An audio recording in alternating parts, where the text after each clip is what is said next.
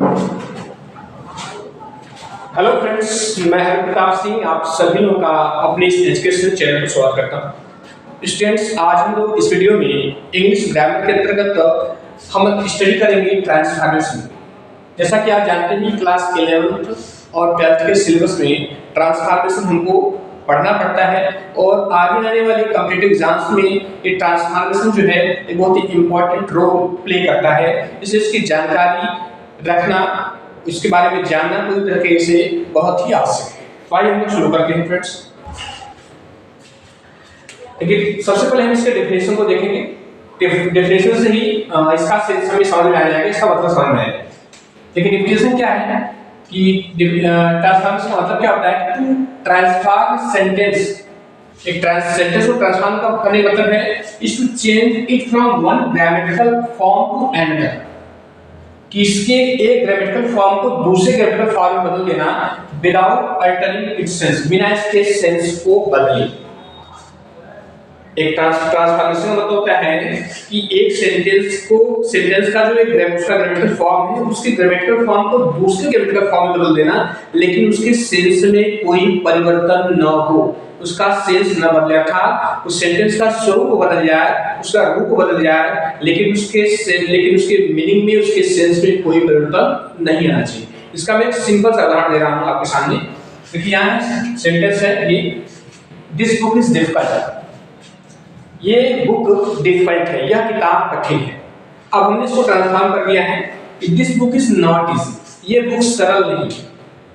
देखिए, उसका सेम ही मतलब है, यह बुक सरल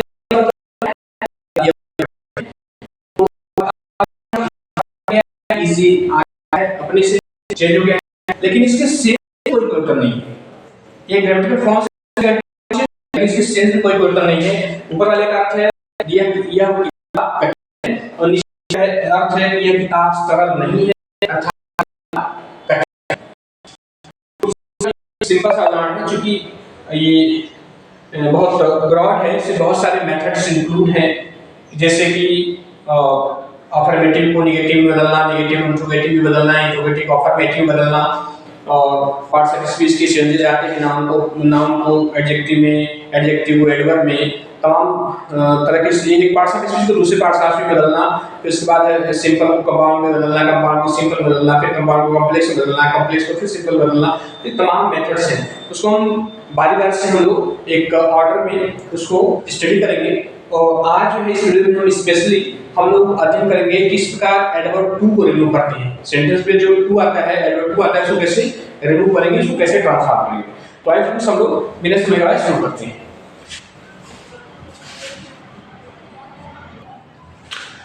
अब देखिए, इसमें यहाँ पर एक जो पहली मेथड है, sentence containing the adverb too. ऐसे सेंटेंस जिसमें एडवर्ब टू होते हैं, ऐसे सेंटेंस जिसमें एडवर्ब टू आता है, जैसे ये he is too weak to walk।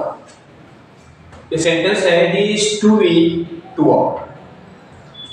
अब ये टू है, तो आपको ट्रांसफॉर्मेशन से निकले से एग्जाम पेपर को देगा तो हम एक लिखेंगे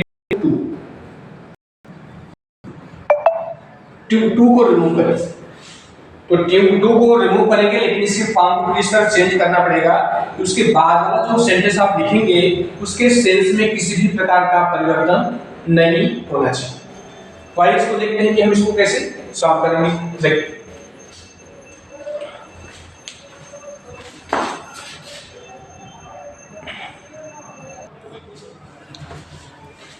अब देखिए आप, हम क्या करेंगे कि ये जो टू है कि उसको हम किसमें चेंज कर देंगे, सो में चेंज कर देंगे। इसमें सो,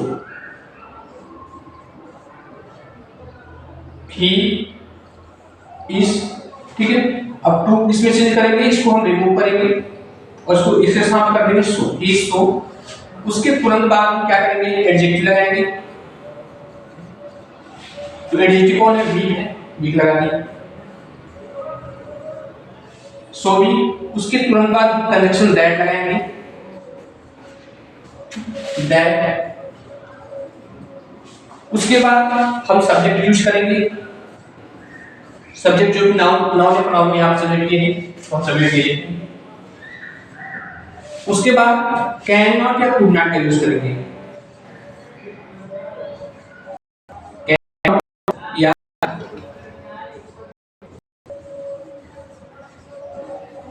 कुड नॉट का यूज करेंगे। तो हम इसके बाद कैन नॉट लाएंगे कि कुड नॉट लाएंगे, ये डिपेंड करता है स्पेस वर्ब पर। यदि ये प्रेजेंट में है तो यहाँ पर कैन नॉट यूज होगा, और यदि ये पास्ट में है तो यहाँ पर कुड नॉट यूज होगा। तो यहाँ पर क्या लगेगा, कैन नॉट लगेगा।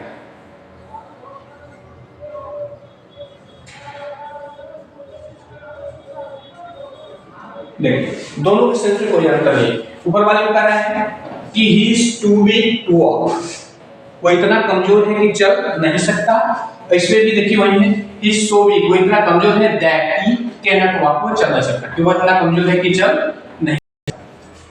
ये वाला भाग देखिए, ये जो है जब टू लगा रहे हैं और ये इनफिनिटिव, जब टू लगा रहे हैं उसके बाद एडजेक्टिव हो और फिर उसके बाद इनफिनिटिव हो, ठीक है। देखिए टू है एडजेक्टिव के बाद इनफिनिटिव, इनफिनिटिव मतलब टू से to walk, to play, to run, to see, ऐसे रहेगा।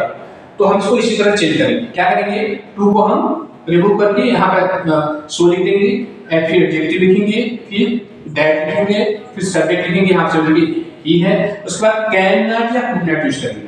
यदि ये प्रेजेंट में है तो कैन नॉट, और यदि पास्ट में रहता है तो यहाँ पे क्या रहता है, कुड नॉट। दोनों के सेंस में कोई अंतर नहीं है। ऊपर वाले का अर्थ है टू वीक टू वॉक, वो इतना कमजोर है कि चल नहीं सकता, या ऐसे कह सकते हैं वो चलने के लिए काफी कमजोर है। तो उसी तरह ही so weak that he can not walk, वो इतना कमजोर है कि चल नहीं सकता। अब देखिए इसका ग्रामेटिकल फॉर्म चेंज हो गया है। इसका देखिए इस सेंटेंस का ग्रामेटिकल फॉर्म अलग है, और इसका इस ग्रामेटिकल का ग्रामेटिकल फॉर्म दूसरे ग्रामेटिकल फॉर्म चेंज हो गया, लेकिन इसके सेंस में कोई परिवर्तन नहीं है। अब आइए नीचे वाला देखते हैं। देखिए पहले इसका अर्थ जान लेते हैं। क्या करें, he was too old to run, वह दौड़ने के लिए काफी वृद्ध है। क्या है, वो दौड़ने के लिए काफी वृद्ध है। इसका मतलब है ही वाज टू ओल्ड, कि वो इतना वृद्ध है टू रन, कि दौड़ नहीं सकता। देखिए इसमें नॉट नहीं है, नहीं, इसका नेगेटिव सेंस देता है। ही वाज टू ओल्ड, वो इतना वृद्ध है टू रन, की दौड़ नहीं सकता। तो हम क्या करेंगे, ही, फिर क्रिया को सेम से लिखेंगे। अब टू को रिमूव करेंगे, इसके साथ क्या लिखेंगे, सो। ही वाज सो, ये सो लिखेंगे, फिर उसके बाद एडजेक्टिव क्या है, ओल्ड है। ही वाज सो ओल्ड, फिर कंजंक्शन दैट, फिर क्या करेंगे, सब्जेक्ट लिखेंगे, तो सब्जेक्ट ही है, ही हो जाएगा।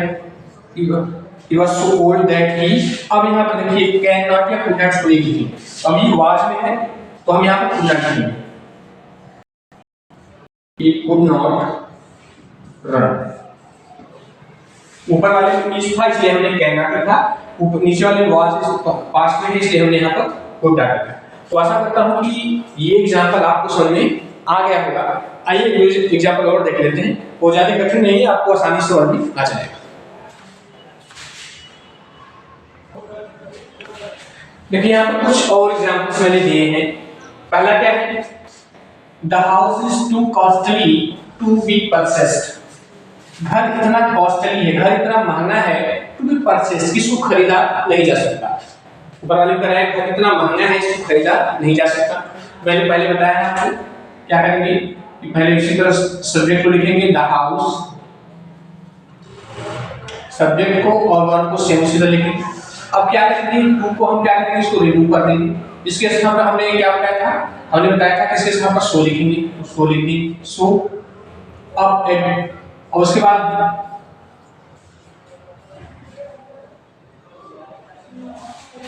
इसके बाद एडजेक्टिव लिखेंगे, the house is so costly. उसके बाद हमने बताया था दैट का यूज करेंगे, दैट। फिर सब्जेक्ट लिखेंगे, सब्जेक्ट कौन है,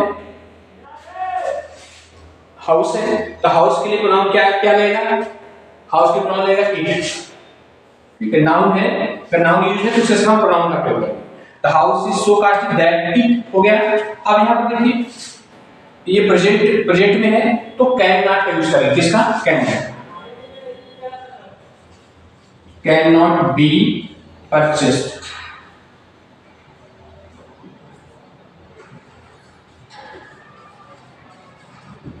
देखिए दोनों सेम है। द हाउस सो कॉस्टली, घर इतना महंगा है, दैट की इट कैन नॉट परचेज, इसे खरीदा नहीं जा सकता। अब ये नीचे वाला देखते हैं।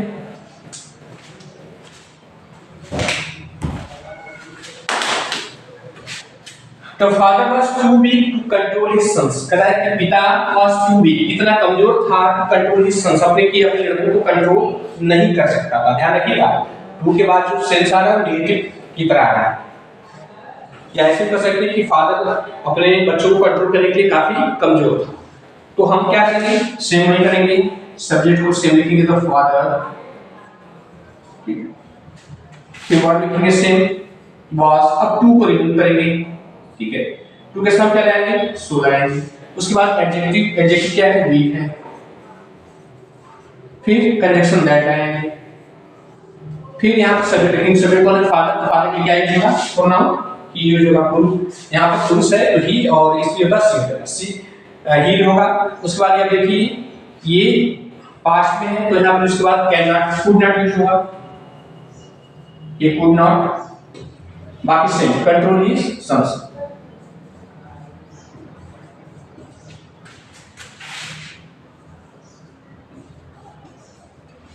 देखिए दोनों इसका भी सेम वही है, फादर इतना कमजोर था कि वो अपने लड़कों को कंट्रोल नहीं कर सकता था।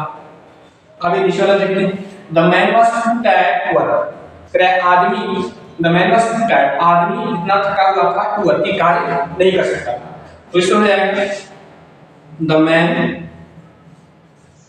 ठीक है, वाज, अब यहाँ टू को हम रिमूव करेंगे, इसके साथ क्या लगाएंगे, सो लगाएंगे, फिर उसके बाद एडजेक्टिव है टायर्ड, टू टायर्ड, फिर कंजंक्शन दैट लाएंगे, उसके बाद सब्जेक्ट लाएंगे, टू मैन के लिए क्या है, यूज होगा, हो जाएगा, उसके बाद कैन नॉट या कुड नॉट, टू वाज है, कुड नॉट रहेगा,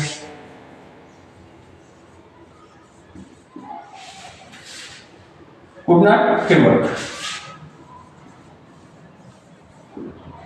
इसका देखिए वही मतलब है, the man was so tired, आदमी इतना थका हुआ था, that he could not work, कि वह कार्य नहीं कर सकता। अब भाई लास्ट है तो आप अपने से कर सकते, वीडियो को वॉच करके आप अपने से कर सकते हैं, चेक कर सकते हैं कि सही है कि गलत है। देखिए इज टू यंग, वो इतनी छोटी है टू ट्रैवल अलोन, कि अकेले यात्रा नहीं कर सकती, तो वो इतनी यंग है कि अकेले यात्रा नहीं कर सकती। तो क्या हो जाएगा, सब्जेक्ट सेम रहेगा, फिर वर्ब में लिखेंगे, उसके बाद टू को रिमूव करेंगे, क्या हो जाएगा, इसके साथ सो हो जाएगा, फिर एडजेक्टिव क्या है, यंग है तो यंग लिख देंगे, फिर कंजंक्शन दैट, इसके बाद सब्जेक्ट लिखेंगे, सी है तो सी, उसके बाद कैन नॉट या कुड नॉट लगाएंगे, तो ये जो है ये प्रेजेंट में है तो यहाँ पर कैन नॉट रहेगा, कैन नॉट, बाकी माइंड वाला section, can not travel alone.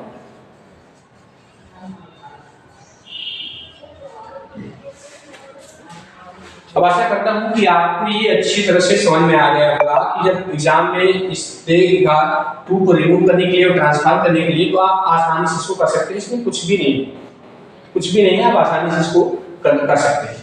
अब आइए इसका एक प्रकार और है, इसके जितने प्रकार हैं उन सभी को देख लेते हैं, क्योंकि एग्जाम में क्या पूछेगा कोई ठिकाना नहीं कि क्या पूछ सकता है, तो हम उसको भी देख लेते हैं। इसको इरेज कर दें।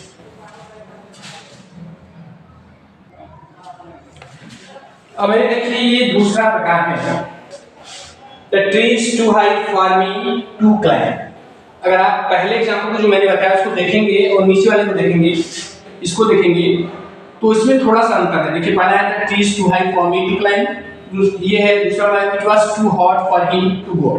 तो आप ध्यान से देखेंगे उसमें एक चीज ऐड हुई है, फॉर मी और फॉर हिम। सेंटेंसेस में आपको इस तरह मिलेगा, एक फॉर मी, ठीक है, फॉर हिम लिखा होगा,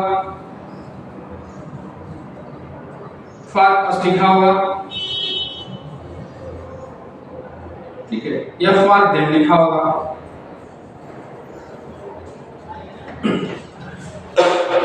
इस वाले स्थान पर ये वर्ड्स आपको मिल सकते हैं, तो आप कुछ भी नहीं करना है, सेम जैसे आप बना रहे थे आपको वैसे ही बनाना है, बस फॉर मी को चेंज कर देना है आई में, फॉर हिम को चेंज कर देना है ही में, फॉर अस को चेंज कर देना है वी में, और फॉर देम को चेंज कर देना है दे।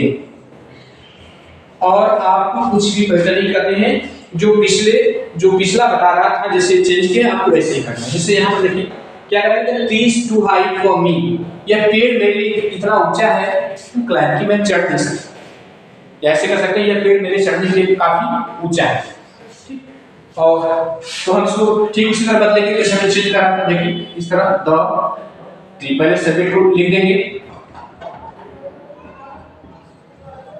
ठीक, फिर वर्ब को सेम लिख देंगे। अब हम टू को रिमूव करेंगे, टू का केस हम क्या रहेगा सो, फिर इसके बाद एडजेक्टिव लिख रहे थे, एडजेक्टिव लिखेंगे इज सो हाई डैश। अब जहां पर सब्जेक्ट लिख रहे थे, जहां पर सब्जेक्ट लिख रहे थे वहीं पर हम क्या कर देंगे, फार भी आएगा तो क्या कर देंगे आई में चेंज कर देंगे। अगर यहीं पर फार ही होता तो हिम कर देते, फार अस होता तो बी में कर देते, और फार दे होता तो दे में कर देते। तो दैट आई उसके बाद वही कैन नॉट या कुड नॉट, तो ये प्रोजेक्ट में है तो क्या रहेगा can not, I can not, और सेम उसके बाद वही I can not climb verb रहेगा। देखो दोनों काम देख लो, पेड़ इतना ऊंचा है कि मैं चढ़ नहीं सकता, ऊपर वाले ने क्या करा था कि पेड़ मेरे चढ़ने के लिए काफी ऊंचा है, या पेड़ इतना ऊंचा था कि मैं चढ़ नहीं सकता। तो दोनों का सेंस सेम है, केवल ग्रामेटिकल फॉर्म चेंज हुआ है। उसी तरह नीचे वाला देखो, it was too hot for him to go out, कह रहा है it was too hot for him, उसके लिए इतनी गर्मी थी कि वो बाहर नहीं जा सकता था। ऐसे भी कर सकते हैं, उससे बाहर जाने के लिए काफी गर्मी थी, मतलब इतनी गर्मी थी, इतनी उसके लिए इतनी गर्मी थी कि वो बाहर नहीं जा सकता था। तो हम भी सेम उसको इसी तरह चेंज करेंगे, देखो सब्जेक्ट लिखेंगे, उसके बाद वर्ब को से लिखेंगे इट वाज। अब यहाँ टू को रिमूव करेंगे, उसके साथ क्या रहेंगे सो, फिर एडजेक्टिव लिखेंगे hot, it was so hot, फिर कंजंक्शन दैट लिखेंगे। अब हम क्या करेंगे, अब यहाँ अब सब्जेक्ट लिखेंगे, सब्जेक्ट यहाँ सब्जेक्ट लिखते थे तो हम फार्मिंग इसमें चेंज कर देंगे, फार्मिंग को हम लिखना है, फार्मिंग को ही में चेंज कर देंगे, तो ही। उसके बाद कैन नॉट या कुड नॉट, तो यहाँ पर वाज लगा है, पास्ट में है तो कुड नॉट मिलेगा, ये कुड नॉट गो आउट। देखिए इसका इससे वही है, इट वाज सो हॉट, इतनी गर्मी थी कि he could not go out, कि वह बाहर नहीं जा सकता था, इतनी गर्मी थी कि वह बाहर नहीं जा सकता था। तो ये सेकंड, तो ये टू का जिसमें टू लेवल टू आता है, तो इसका सेकंड टाइप है। अगर एग्जाम में देगा तो आप इसको इसी तरह चेंज करेंगे, और आशा करता हूं कि ये भी आपको समझ में आया है।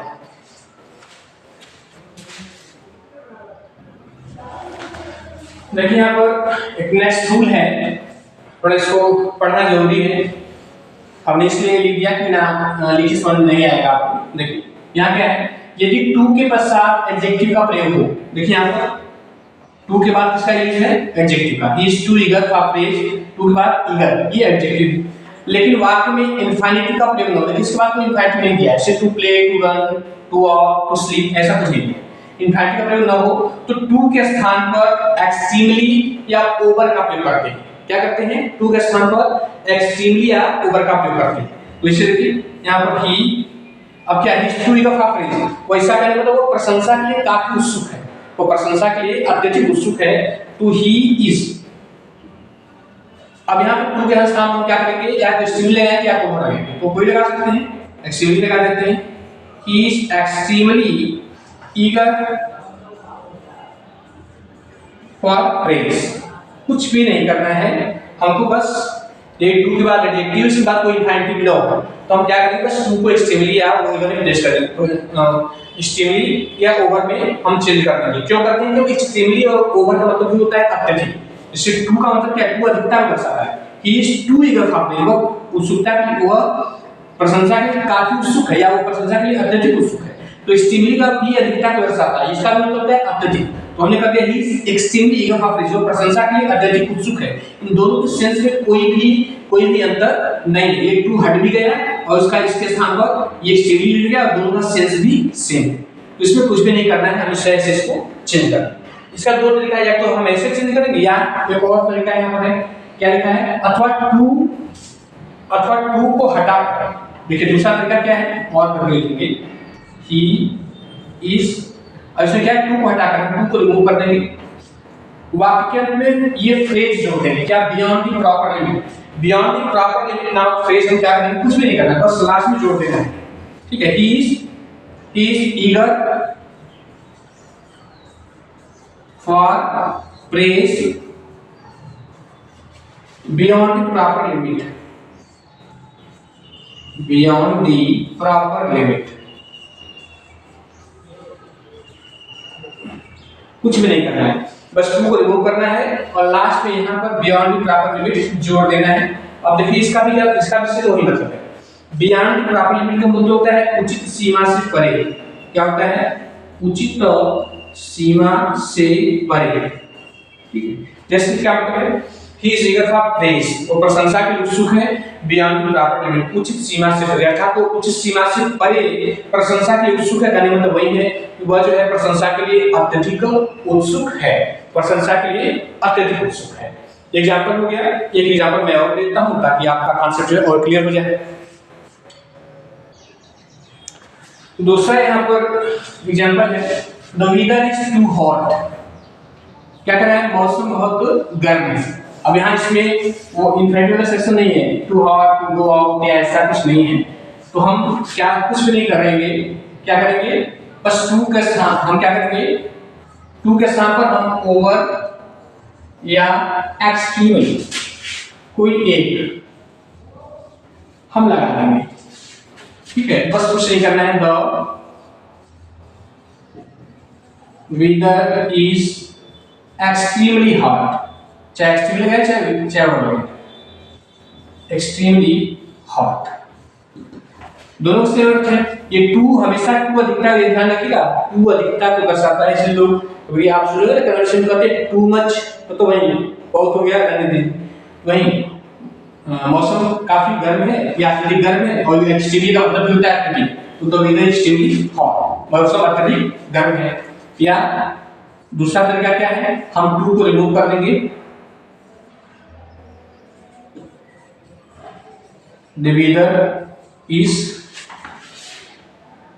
हॉट, अल्लाह इसके अंत में बियॉन्ड द प्रॉपर लिमिट नामक फ्रेज जोड़ देंगे।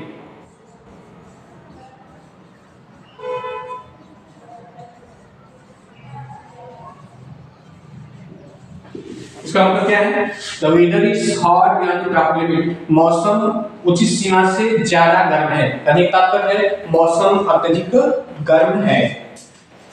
तो अब ये दोनों एग्जांपल से आपको ये थर्ड टाइप की समझ में आ गया है।